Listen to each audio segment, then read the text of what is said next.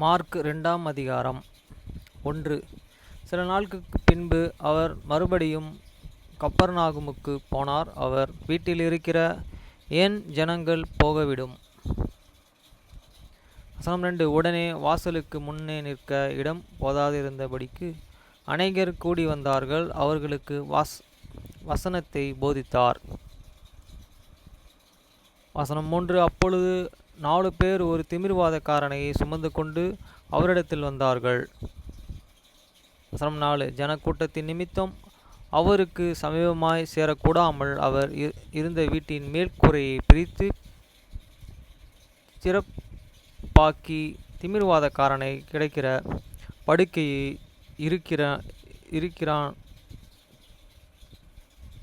இறக்கினார்கள். வசனம் 5. இயேசு அவர்கள் விசுவாசத்தைக் கண்டு திமிர்வாதக்காரனை நோக்கி, மகனே, உன் பாவங்கள் உனக்கு மன்னிக்கப்பட்டது என்றார். வசனம் 6. அங்கே உட்கார்ந்திருந்த வேதபாரகர் சிலர். வசனம் 7. அவன் இப்படி தேவதூஷணம் சொல்கிறது என்ன? தேவன் ஒருவரையன்றி பாவங்களை மன்னிக்கத்தக்கவர் யார் என்று தங்கள் இருதயங்களிலே சிந்தித்து கொண்டே இருந்தார்கள். வசனம் 8. அவர்கள் தங்களுக்குள்ளே இப்படி சிந்திக்கிறார்கள் என்று இயேசு உடனே தம்முடைய ஆவியில் அறிந்து அவர்களை நோக்கி, நீங்கள் உங்கள் இருதயங்களில் இப்படி சிந்திக்கிறது என்ன? வசனம் 9. உன் பாவங்கள் உனக்கு மன்னிக்கப்பட்டது என்று சொல்லுவதோ, எழுந்து உன் படுக்கையை எடுத்துக்கொண்டு நடவென்று சொல்வதோ எது எளிது?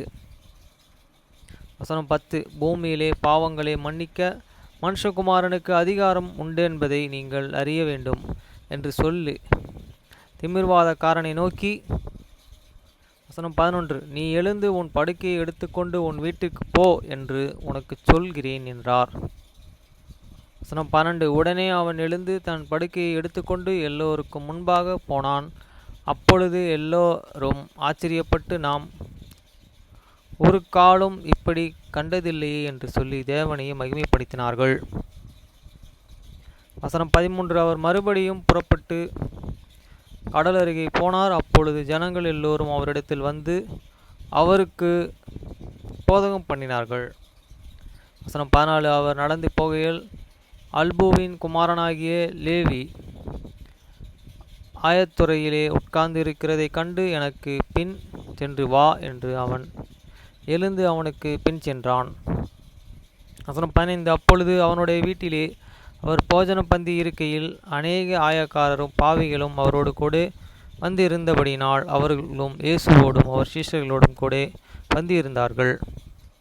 வசனம் 16. அவர்கள் ஆயக்காரரோடும் பாவிகளோடும் போஜனம் பண்ணுகிறதை வேதபாரகரும் பரிசேயரும் கண்டு அவருடைய சீஷரை நோக்கி, அவர் ஆயக்காரருடன் பாவிகளுடன் போஜனம் பண்ணுகிறது என்ன என்று கேட்டார்கள். வசனம் 17. இயேசு அதை கேட்டு, பிணையாளிகளுக்கு வைத்தியன் வேண்டியதை அல்லாமல் சுகமுள்ளவனுக்கு வேண்டியதில்லை, நீதிமான்களே அல்ல பாவிகளையே மனம் திரும்புவதற்கு அழைத்து வந்தேன் என்றார். வசனம் 18. யோவானுடைய சீஷரும் பரிசேயருடைய சீஷரும் உபவாசம் பண்ணு வந்தார்கள். அவர்கள் அவரிடத்தில் வந்து, யோவானுடைய சீஷரும் பரிசேயருடைய சீஷரும் உபவாசம் பண்ணுகிறார்களே, உம்முடைய சீஷர் உபவாசமாய் இராமல் இருக்கிறது என்ன என்று கேட்டார்கள்.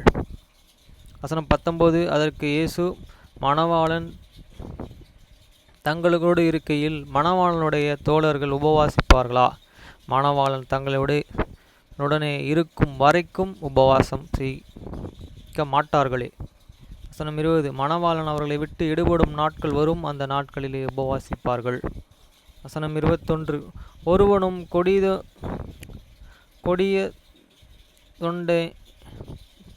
துண்டையை பழைய வஸ்திரத்தோடு இணைக்க மாட்டான்.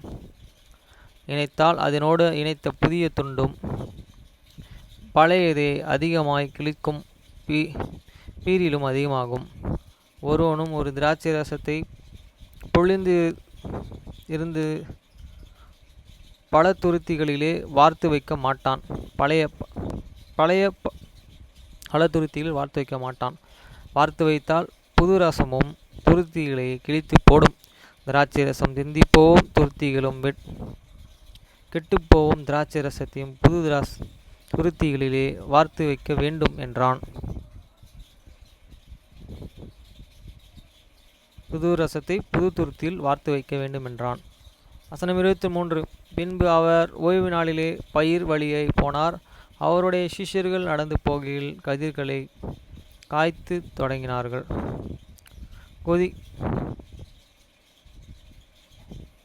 வசனம் 24. பரிசேயர் அவரை நோக்கி, இதோ ஓய்வு நாளில் செய்யத்தக்கதாய் இவர்கள் ஏன் செய்கிறார்கள்?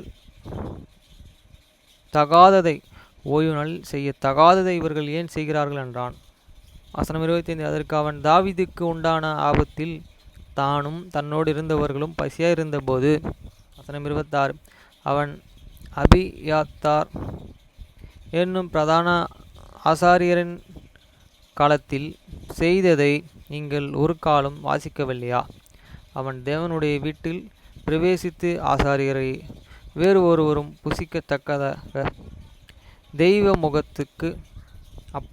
தெய்வ சமூகத்து அப்பங்களையே தானும் புசித்து தன்னோடு இருந்தவர்களும் கொடுத்தானே என்றார். வசனம் 27. பின்பு அவர்களை நோக்கி, மனுஷன் ஓய்வு நாளுக்காக உண்டாக்கப்படவில்லை, ஓய்வு நாள் மனுஷனுக்காக உண்டாக்கப்பட்டது. வசனம் 28. ஆகையால் மனுஷகுமாரன் ஓய்வு நாளுக்கு ஆண்டவராய் இருக்கிறார் என்றார்.